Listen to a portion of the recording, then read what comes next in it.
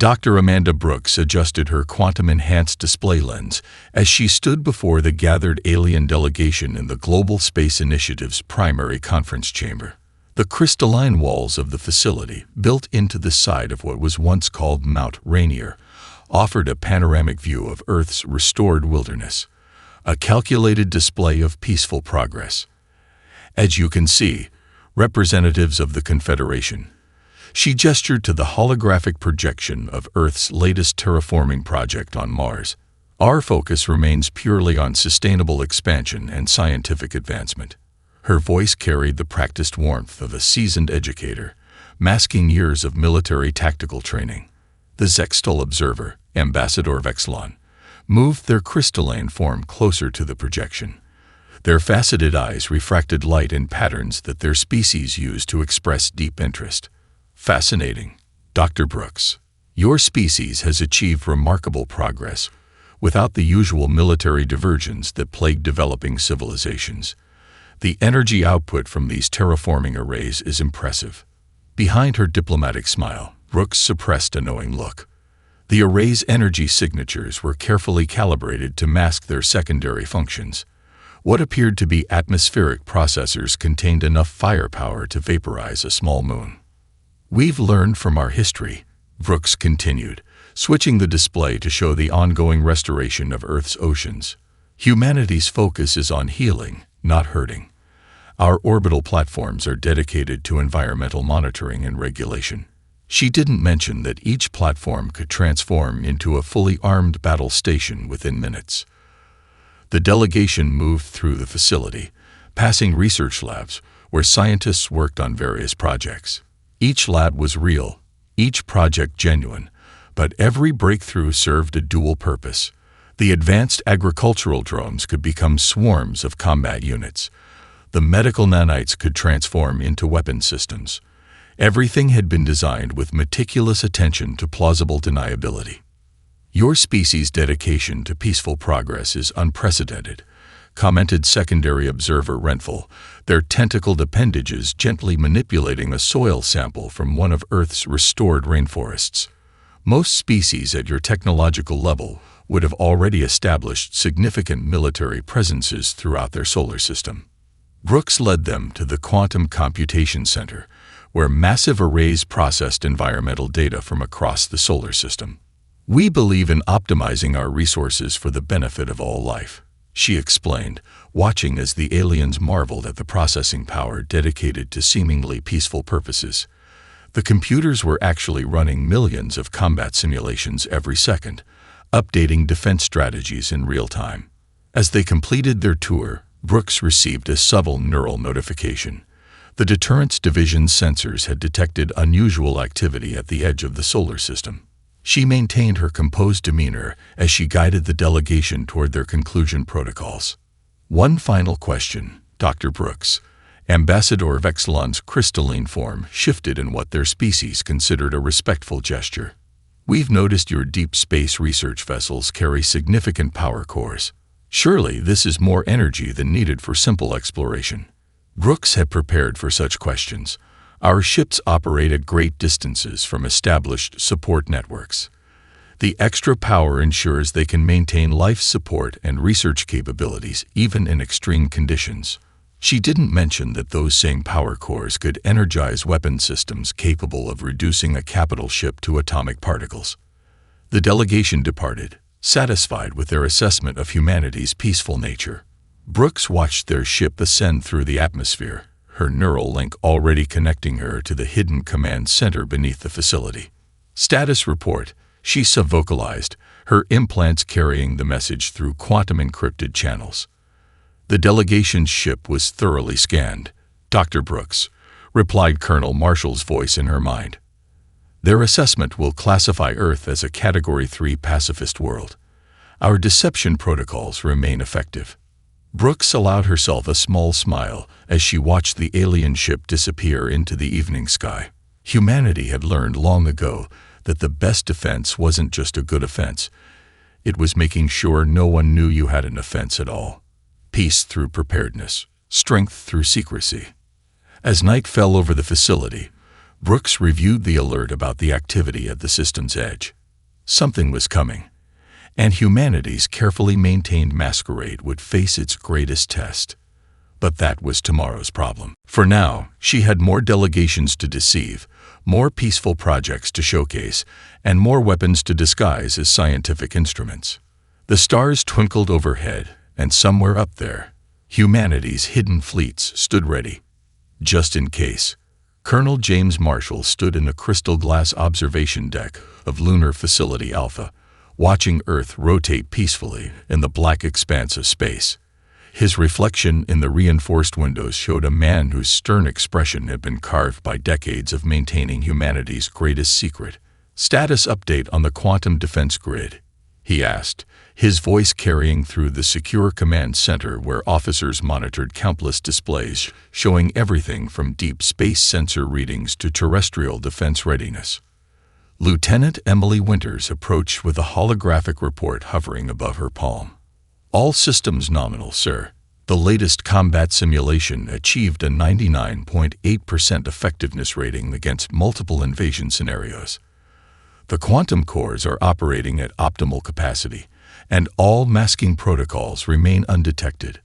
Below them, through layers of lunar rock and advanced composites, the facility's true scale remained hidden from prying eyes. Endless rows of advanced weaponry, sleeping warriors in stasis pods, and ships that had never seen starlight waited in perfect readiness. The official maps showed this area as a simple research outpost studying lunar minerals. And our guests." Marshall turned from the window, referring to the Confederation observers who had just finished their inspection of Earth.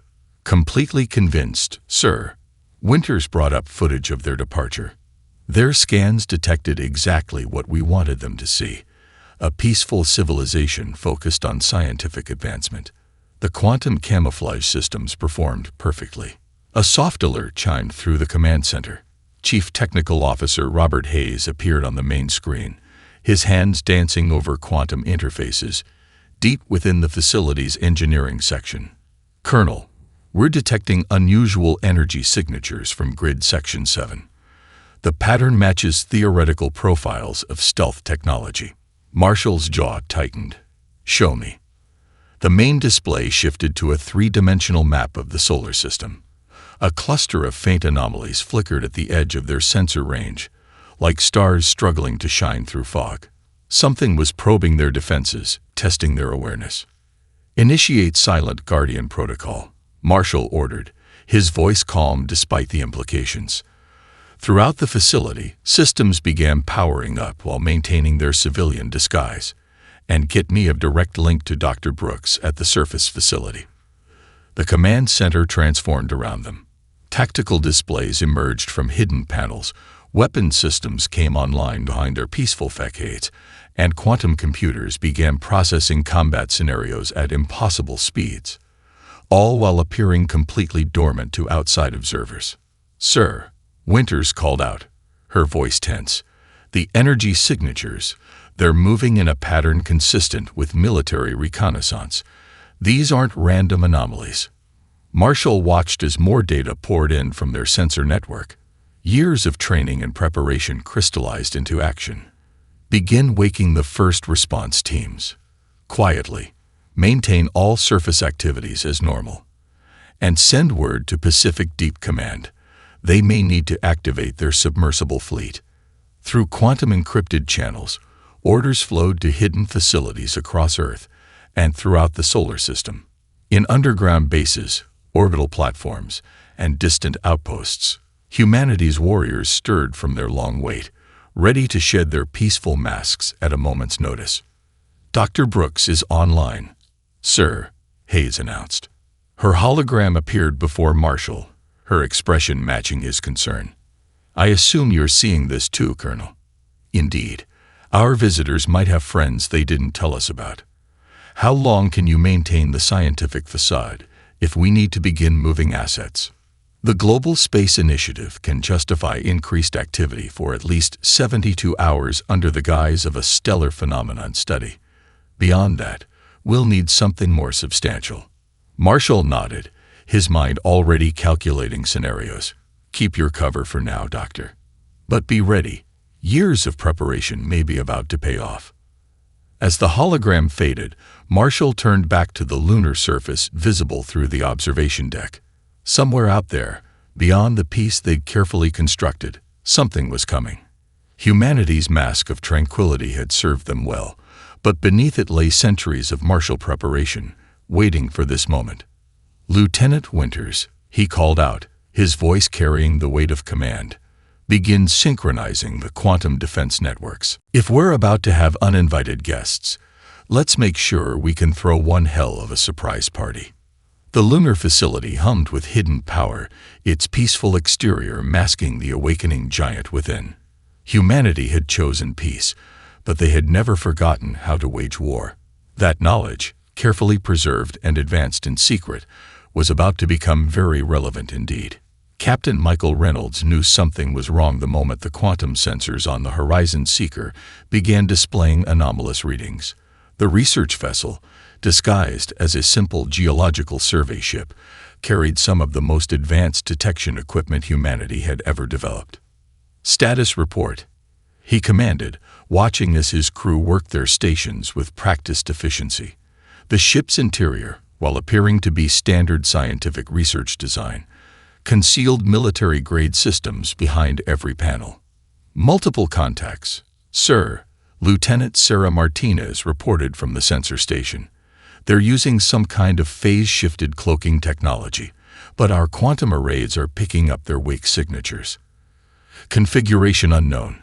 Doesn't match anything in the Confederation database." Reynolds felt the weight of command as he studied the tactical display. The Horizon Seeker maintained its peaceful appearance, continuing its survey patterns while its hidden weapons remained powered down. "Distance to nearest quantum relay buoy." "Too far, Captain," Martins replied, her fingers dancing across the holographic interface. "They're jamming conventional communications, and we're outside the range for secure quantum transmission." The unknown vessels emerged from their cloaking fields like predators shedding camouflage. Their design was alien, all sharp angles and aggressive lines, nothing like the flowing architecture of Confederation ships. The lead vessel's hull bore markings that the ship's computer struggled to translate. "Sir, we're being hailed," Communications Officer Jack Parker announced. "The Universal Translator is processing their language now." The main screen flickered to life, revealing a species humanity had never encountered. The alien commander's face was covered in overlapping chitinous plates, its eyes gleaming with predatory intelligence. "Peaceful vessel," the translated voice carried clear contempt. "You have entered territory claimed by the Kiveri Dominion. Your species' reputation for passive scientific pursuit is known to us. You will surrender your vessel for inspection." Reynolds kept his expression neutral, even as his mind raced through combat scenarios. "This is a research vessel conducting authorized surveys under Confederation protocols. We'll be happy to provide our documentation." "The Confederation's protocols mean nothing to the Dominion," the Kiveri commander interrupted. "Peaceful species serve only as resources for the strong. Prepare for boarding." Reynolds watched as the alien vessels moved to surround his ship. They clearly expected no resistance from what they assumed was an unarmed research vessel. His hand hovered over the hidden command interface beneath his chair's armrest. "All hands," he sub-vocalized through his neural link. "Initiate Protocol Omega. Transmit data package to emergency quantum beacon. Delete all classified records." The crew responded with silent efficiency, their years of training evident in their calm movements. Deep within the ship's quantum core, a massive data burst began compiling. Everything they'd learned about these new aggressors would be preserved, even if they didn't survive. "Sir," Martins whispered, "their weapons are powering up. No match for our true capabilities, but they think we're defenseless." Reynolds nodded grimly. "Launch the beacon on my mark. Target their primary weapon arrays, but don't reveal our full combat systems. The Dominion doesn't need to know everything." The Kiveri ships moved closer, their weapons charging. They expected an easy victory, the subjugation of another peaceful vessel that had wandered too far from safety. They had no idea they were about to encounter humanity's carefully hidden teeth. For what it's worth, the Kiveri commander sneered, "Your species' dedication to peace made you easy prey. A fatal evolutionary mistake." Reynolds allowed himself a small smile. "Interesting theory," he replied, his hand pressing the hidden command interface. "Let's test it. Now." The Horizon Seeker transformed. Hidden weapon ports opened, quantum shields flickered to life, and the peaceful research vessel revealed its true nature. The emergency beacon launched, carrying vital intelligence back toward Earth at impossible speeds through quantum space. As the first shots were fired, Reynolds thought about humanity's long masquerade of peace and how this moment might change everything. His ship, though armed, couldn't defeat an entire Kiveri battle group, but they could ensure that humanity would know its enemy, understand their capabilities, and be ready. "Weapons free," he ordered, watching as his crew shed their scientific facade and became the warriors they'd always been. "Let's give them something to remember us by." The peaceful mask had cracked, and through that crack, humanity's true face began to show. The Kiveri were about to learn that assuming peace equals weakness was indeed a fatal mistake, just not for the species they'd expected. Admiral William Thompson stood in the gleaming control center of Earth's primary defense headquarters, watching as the quantum transmission from the Horizon Seeker played out on the main display. Around him, the formerly hidden command staff worked with practiced precision, their civilian disguises discarded as protocol sleeping giant activated across the solar system. "Status of the orbital defense grid," he demanded, his voice carrying the authority of someone who had prepared for this moment for decades. Senior Technical Director Rachel Martinez's fingers flew across quantum interfaces as she coordinated the massive transformation taking place in Earth's orbit. "All Gaia platforms responding, sir." Civilian facades disengaging. Weapon systems at 90% readiness and climbing. Above them, humanity's greatest deception was revealing itself. The thousands of environmental satellites that had drawn admiration from the Confederation began to change. Solar panels retracted, revealing particle beam arrays. Atmospheric sensors transformed into targeting systems. Weather monitoring stations became battle stations. Deep space sensors are tracking multiple Kiveri vessels entering the system. Lieutenant Commander James Wilson reported from his station. "They're following the quantum wake trail from the beacon. Estimated arrival time at Earth's orbit, 48 hours. Thompson nodded grimly. "Signal Pacific Deep Command. Release the submersible fleet and get me a direct line to Colonel Marshall at Lunar Base Alpha." The massive screens showed feeds from across the solar system as humanity's hidden strength emerged. Beneath the Pacific Ocean, what appeared to be research stations split apart, releasing sleek warships that had never seen sunlight. On Mars, terraforming facilities transformed into fortress complexes. Even the peaceful mining operations in the asteroid belt revealed themselves as weapons platforms and shipyards. "Admiral," Martinez called out, "quantum transmission from Dr. Brooks at the surface facility. The Confederation Embassy is demanding explanations for the energy signatures they're detecting." "Put her through," Thompson ordered, watching as Brooks' hologram appeared before him. She had shed her lab coat for a military uniform that had been waiting for just this moment. "The Confederation representatives are in shock," Brooks reported, a hint of satisfaction in her voice. "They're having trouble processing how their Category 3 pacifist world just revealed the largest defensive network they've ever encountered." "Let them wonder," Thompson replied. "We maintained the masquerade as long as we could. Now it's time to show the galaxy why humanity chose peace rather than being forced into it." New alerts flashed across the command screens.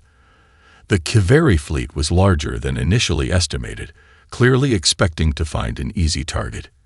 Instead, they were approaching the most fortified system in known space. "All defense sectors report ready, Admiral," Martinez announced. "The quantum shield network is online. Ghost Fleet is deploying from Lunar Shadow. First wave of Guardian-class destroyers launching from Pacific Deep Command. Thompson watched as humanity's carefully maintained image of peaceful scientific pursuit transformed into a reveal of military might that would reshape galactic politics forever. Each weapon system, each warship, each defense platform represented centuries of development, all hidden behind a mask of tranquility. "Sir," Wilson interjected, "we're receiving transmissions from multiple Confederation worlds. They're requesting clarification about our status and capabilities." "Send them our prepared response," Thompson ordered. "Humanity accepts peaceful cooperation with all species, but we chose peace from a position of strength, not weakness. The Kaveri are about to learn the difference." The command center hummed with activity as Earth's defenses continued to activate. Quantum computers that had posed as scientific research tools began calculating battle strategies. Medical nanites transformed into weapon systems. Even the orbital debris cleanup vessels revealed themselves as advanced interceptors. "Admiral," Martins reported, her voice tight with anticipation, "all systems are combat-ready. The mask is fully lifted, awaiting your orders." Thompson stood straighter, his uniform bearing the weight of humanity's true nature. They had maintained their peaceful facade not out of fear, but because they understood the true cost of war. Now, forced to reveal themselves, they would show the galaxy why peace through strength was more than just a philosophy. "Send word to all commands," he ordered, his voice carrying across the now fully militarized facility. "The time for hiding is over. Show them who we really are." Above Earth, humanity's mask of tranquility shattered completely, revealing the steel beneath. The galaxy was about to learn why sometimes the most peaceful species are the ones most prepared for war. The Kaveri war leader Kresh Var watched with predatory anticipation as his fleet approached the Earth system. The massive holographic display showed what he expected to be an easy conquest, a peaceful world ripe for subjugation. "Status of the human defenses," he demanded, his chitinous mandibles clicking with amusement. "Minimal resistance expected," war leader, his tactical officer reported. "Their known military capabilities are limited to atmospheric defense craft and basic orbital platforms. The Confederation's assessment confirms their peaceful nature." That assessment shattered moments later. Major Thomas "Phantom" Anderson's voice cut through the encrypted quantum channels as his ghost fleet decloaked behind the Kaveri Armada.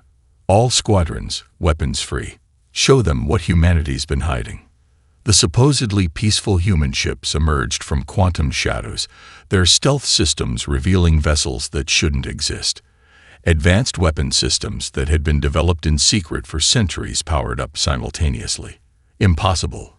Kresh Var roared as his tactical displays exploded with warnings.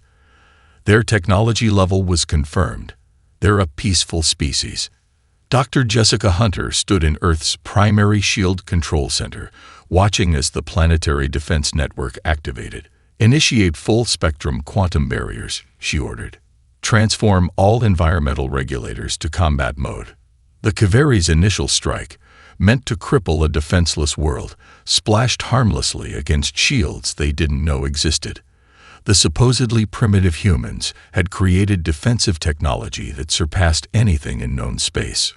"War leader," the tactical officer's voice shook. "They're everywhere. The orbital platforms, they're not environmental stations. They're weapon platforms, advanced ones. And their ships, they're using technology we've never seen." Anderson's ghost fleet struck with surgical precision. Quantum torpedoes phased through Kaveri shields as if they weren't there. Point defense systems tracked and destroyed incoming fire with perfect accuracy. Each human vessel demonstrated capabilities that should have been centuries beyond their development. Multiple quantum signatures detected, Kreshvar's science officer reported in panic. "The humans, they're using the solar system itself as a weapon platform. Every asteroid, every satellite, every research station, they're all armed." In Earth's orbit, Dr. Hunter coordinated with the defense grid. "Activate the Sentinel arrays," she commanded. "Full power to all sectors." The massive rings of satellites that had posed as climate monitoring stations revealed their true purpose, generating an energy web that trapped several Kaveri ships in place. Anderson's voice remained calm as he directed the Ghost Fleet's attacks. Charlie Squadron, quantum strike on their command ship. Delta Squadron, execute flanking maneuver Beta. Show them what happens when you mistake preparation for weakness. The Kaveri fleet, expecting to find easy prey, instead found themselves caught in humanity's carefully planned trap. Each attempt to adapt was met with yet another revelation of hidden technology and tactical superiority. "This is impossible," Kreshvar raged as his flagship shuddered under another precise strike. Their history shows no major conflicts, no weapons development, no military advancement. That's because we chose to hide it. Anderson's voice came through on all frequencies. Peace wasn't our weakness, war leader. It was our choice. A choice you've made us reconsider. The battle continued as Earth's defenders demonstrated centuries of hidden military advancement. Quantum weapons that could target ships through their own shields. Defense systems that adapted faster than any known technology. Ships that could appear and disappear at will, striking from impossible angles. Dr. Hunter watched from the shield control center as the Kaveri fleet's formation began to break. "They're realizing it now," she commented to her staff. "Why we worked so hard to maintain peace. Not because we couldn't fight, but because we were too good at it." The Kaveri war leader stood in his crumbling command center, finally understanding the truth. They hadn't found a peaceful species unable to defend itself. They'd awakened a giant that had chosen peace while maintaining the most advanced military capability in known space. "All ships," Kreshvar finally ordered, his voice heavy with revelation, "disengage and retreat. We've made a terrible mistake." As the surviving Kaveri ships fled, Anderson's Ghost Fleet maintained position. Earth's defenses remained fully revealed, a warning to any who might mistake chosen peace for weakness. The galaxy would never see humanity the same way again. General Robert Barnes studied the holographic battle plans floating in the Cheyenne Mountain Complex's war room. His eyes, hardened by years of secret preparation, tracked the movements of humanity's newly revealed fleets as they pushed beyond Earth's defensive perimeter. "Status of the Mirror Fleet, Colonel Mitchell?" he asked, watching as quantum signatures flickered across the strategic display. Colonel Catherine Storm Mitchell stood before the massive tactical interface, her uniform bearing the hidden insignia of Earth's most advanced combat force. "All vessels report battle-ready, sir. The quantum displacement drives are functioning at optimal levels. The Kaveri won't know where we're coming from, or how many of us there really are." The Mirror Fleet represented the pinnacle of humanity's clandestine military development. Ships that could create multiple combat-capable quantum duplicates of themselves, turning a single vessel into an entire squadron through advanced physics manipulation.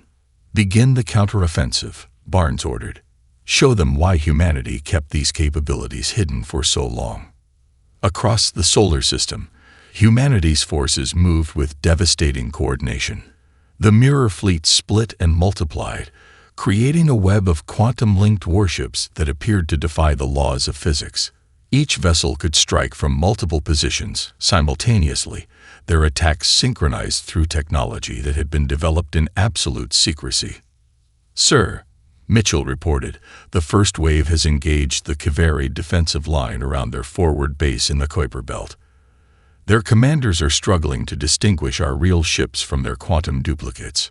The tactical display showed the battle unfolding. Human vessels phased in and out of normal space, striking from impossible angles. Weapons that had been disguised as scientific instruments revealed their true devastating potential. "Deploy the Phantom protocols," Barnes commanded. "Let's show them what centuries of hidden military advancement looks like." Mitchell's hands danced across the quantum interface. "Phantom protocols engage. Releasing combat drones now." What appeared to be standard research probes transformed into swarms of autonomous weapons platforms. Each drone carried technology that had been developed behind the facade of peaceful scientific research, their true capabilities hidden from prying eyes until this moment.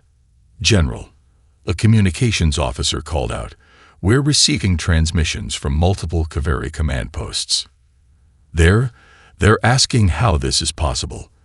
Their tactical databases show no record of humanity possessing these capabilities." Barnes allowed himself a grim smile. "Send them our prepared response. History is written by those who choose what to reveal." The Mirror fleet continued its advance, each ship generating quantum duplicates that were just as lethal as the originals. Kaveri defenders found themselves unable to determine which attacks were real and which were phantom strikes until it was too late. "Colonel," Barnes turned to Mitchell, "begin Phase 2. Show them why we maintained peace for so long." Mitchell nodded, activating deeper layers of humanity's hidden arsenal.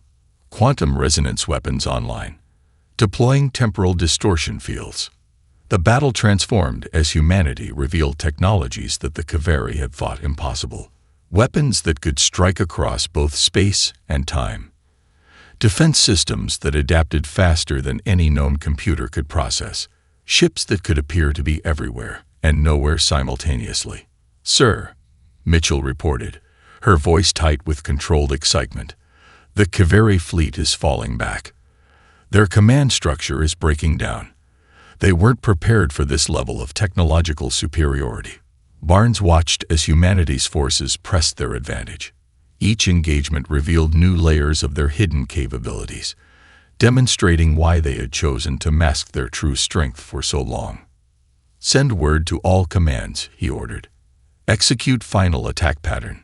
Let them witness the full extent of what they've awakened." The Mirror fleet converged on the remaining Kaveri positions, their quantum duplicates moving in perfect synchronization. Research vessels that had mapped distant stars now revealed weapon systems that could reshape space itself. Peaceful explorers transformed into warriors who had trained in secret for generations. "General," Mitchell announced, "the Kaveri main fleet is in full retreat. Their command channels are flooding with warnings about humanity's true nature." Barnes nodded solemnly. "Let them run. Let them tell others what they found when they mistook patience for weakness. Peace was never our limitation. It was our choice. A choice they forced us to reconsider." The stars themselves seemed to bend as humanity's hidden might was fully unleashed, proving that sometimes the most dangerous force in the universe is a peaceful species that remembers how to fight. Commander David Wright stood at the heart of the Nemesis Control Center, watching as the most sophisticated combat AI ever created processed centuries of human military history in microseconds. The massive quantum computers, hidden beneath the Antarctic ice, had waited for this moment. "Initiate the Nemesis protocol," he ordered, his voice steady despite the weight of the command. "Upload all historical combat data. Let's show them what humanity remembers." Dr. Alexandra Lex Patterson worked at the primary interface, her fingers dancing across holographic controls. "Uploading combat histories now. Everything from ancient cave paintings to modern space warfare. Every strategy, every innovation, every hard-learned lesson." The Nemesis system came alive, its quantum processors combining military wisdom from across human history. Sun Tzu's strategies merged with modern space combat doctrine. Hannibal's tactics adapted to three-dimensional warfare. Napoleon's grand battlefield maneuvers scaled to interstellar distances. "First tactical analysis complete," Patterson announced. "The system is generating combat solutions based on historical patterns. It's beautiful. Thousands of years of warfare experience, applied with quantum computing precision. Through secured quantum channels, the Nemesis protocol began coordinating humanity's revealed forces. Ships moved with the cunning of ancient guerrilla warriors and the precision of modern warships. Each formation carried the weight of countless battles, every strategy refined by generations of combat experience. The Kaveri are attempting to adapt," Wright observed, watching the tactical display. "Their commanders are trying to understand our attack patterns." Patterson smiled grimly. "They can't. We're not fighting like a modern spacefaring civilization. We're fighting with every lesson our species ever learned about warfare, processed and applied by the most advanced AI ever built. On the main display, human forces executed maneuvers that seemed to defy conventional military logic. Ships moved like ancient cavalry, striking from unexpected angles. Defense formations shifted like Roman legions adapting to battlefield conditions. Each tactic carried echoes of Earth's warrior past. Their command ships are falling back, Wright noted. They expected to find a peaceful species that had forgotten how to fight. Instead, they found one that remembered everything. The Nemesis system continued its work, combining historical combat data with real-time battlefield information. Ancient wisdom merged with futuristic technology, creating strategies that no purely modern military could anticipate. "Sir," Patterson called out, "quantum sensors are detecting massive energy buildups in their fleet. They're preparing some kind of last-stand weapon." Wright nodded, unsurprised. "Upload the Thermopylae protocols. Show them what humanity learned about last stands." The response was immediate and overwhelming. Human ships moved with the discipline of Spartan phalanxes and the adaptability of modern special forces. Each vessel carried the combined knowledge of countless desperate battles, every last stand in human history processed and adapted for space warfare. "Their formation is breaking," Patterson reported, watching as the Kaveri fleet scattered under the precisely coordinated assault. "The Nemesis system is predicting total rout within the next 15 minutes. Wright watched as humanity's remembered knowledge of warfare dismantled an alien battle fleet. Each movement, each tactic, each strategy carried the weight of thousands of years of combat evolution. "Send the final message," he ordered. "Let them understand exactly what they awakened." Patterson's fingers flew across the interface one last time. Across all frequencies, in every known language, the message went out. "We chose peace because we mastered war. Remember that." The Kaveri fleet, what remained of it, fled into deep space. They left behind a graveyard of shattered ships and broken assumptions about humanity's true nature. The species that had appeared to forget warfare had instead preserved every lesson, every innovation, every hard-earned bit of combat wisdom. "Stand down from combat status," Wright commanded, "but keep the Nemesis system online. The galaxy needs to understand that our peace was a choice, not a weakness." Patterson looked up from her station, her expression thoughtful.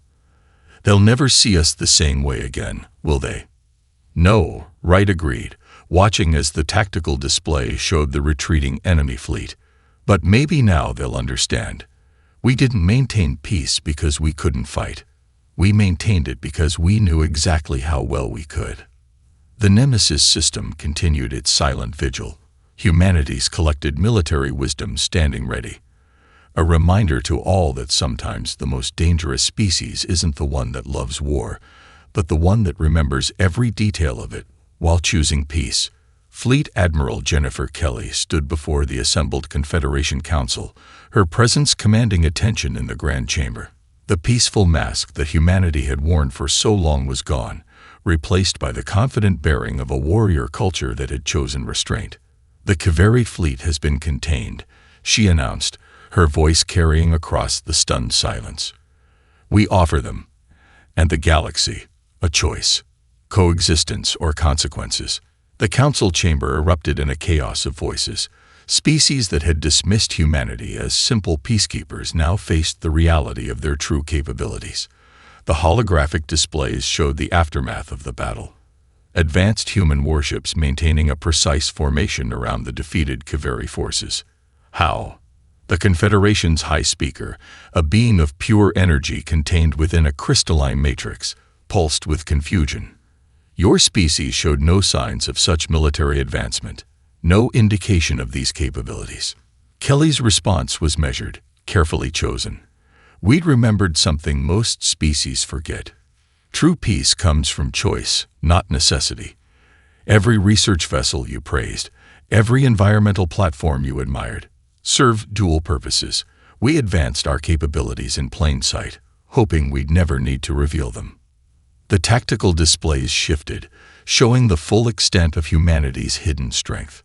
the quantum defense grid spanning the solar system, the Mirror Fleet's revolutionary technology, the Nemesis system's combination of historical warfare knowledge and advanced AI. Your species deceived the entire galaxy, accused of Kaveri representative, their chitinous features rigid with anger. No, Kelly corrected. We showed you exactly who we were, a species that chose peace. You simply assumed that meant we were incapable of war.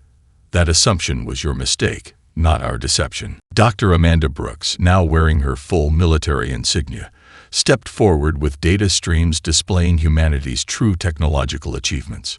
Every advancement we shared with the Confederation was genuine. We simply didn't reveal their full applications. Our environmental restoration technology can heal worlds or render them uninhabitable. Our medical nanites can save lives or end them. We developed everything in parallel, hoping to only use their peaceful applications. The council chamber fell silent as the implications sank in. Humanity hadn't just hidden weapons. They'd created an entire parallel technological civilization, advancing peaceful and military applications simultaneously while showing the galaxy only what they chose to reveal.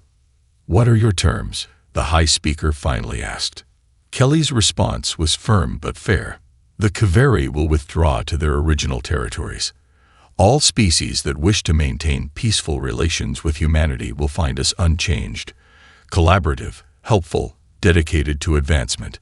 But let our response to aggression serve as a reminder. We chose peace.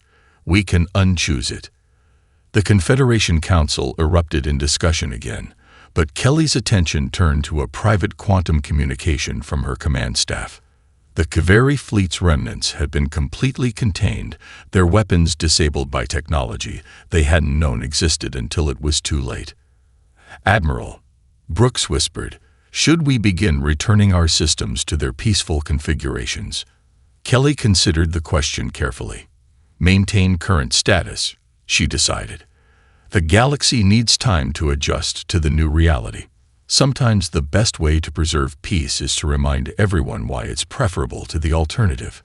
The council session concluded with a new understanding between humanity and the galaxy's civilizations.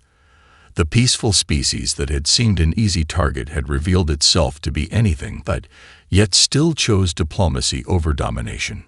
As Kelly prepared to return to Earth, the High Speaker approached her privately. "Your species is unique, Admiral. You had the power to conquer, yet built your strength in secret, hoping never to use it. Why?" Kelly's response carried the weight of humanity's long masquerade. "Because true strength isn't about what you can do to others. It's about what you choose not to do. We remembered how to fight so we could choose not to." The galaxy just needed a reminder of why some species choose peace despite being masters of war. Above them, humanity's ships maintained their vigilant watch, their true nature now known to all.